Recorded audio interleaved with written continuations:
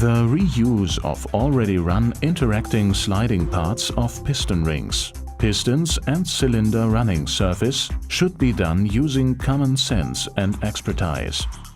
The sealing system is only as effective as its weakest component. It is not practical or even sensible to attempt to recondition an engine by only changing the piston rings. Simply replacing the rings while reusing a worn piston or a worn cylinder liner will not yield the desired results.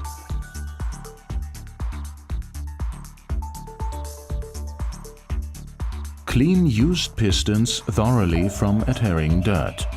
Make sure that the ring grooves are free of carbon and dirt. Use a drill or another suitable tool to clean the oil-draining bores if necessary.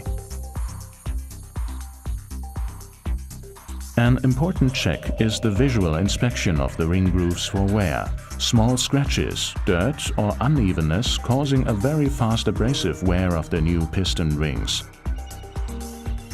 Pay attention that no damage is caused to the groove sides when removing the carbon.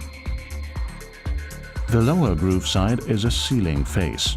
Damage due to scratches may use high oil consumption or an increased blow-by gas emission during engine operation.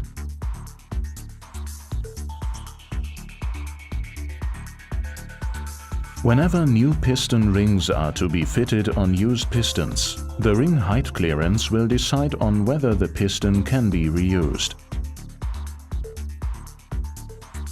The piston ring concerned is inserted into the cleaned ring groove and measured with a feeler gauge.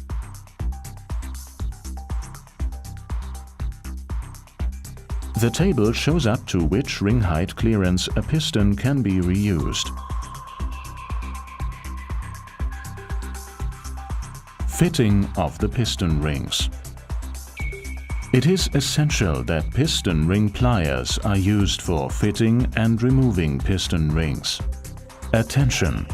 If the piston ring is fitted quickly by hand and without breaking, this may be evidence of the skills of the mechanic, but it will usually result in damage to the piston rings when they are fitted.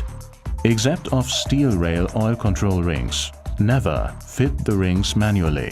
Never twist a piston ring during the fitment.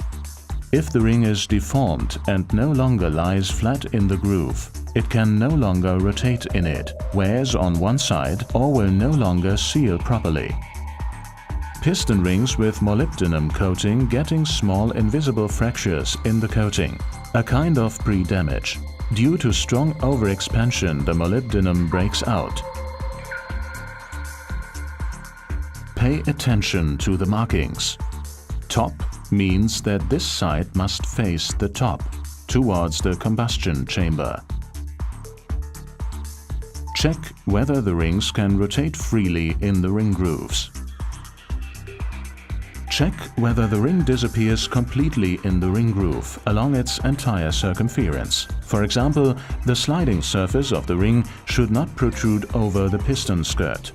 This is essential since the ring function is not warranted if there is no groove base clearance, for example, due to an incorrect ring or a carbonized groove base. When mounting two-piece oil control rings, always pay attention to the position of the spiral expander. The ends of the spiral expander must always be opposite the ring joint. With three-piece rings, the correct position of the expander spring is indispensable for ensuring the oil scraping function. Prior to installing the piston, always check the position of the expander springs on pistons with pre-assembled rings. The ends of the springs are in a loose condition. Both color markings on the expander spring ends must be visible. If these are not visible, the spring is overlapping and the ring can consequently not function properly. All ring joints of the 3-piece oil control ring, the 2 steel rails and the expander spring must be mounted with an offset of 120 degrees to their counterparts.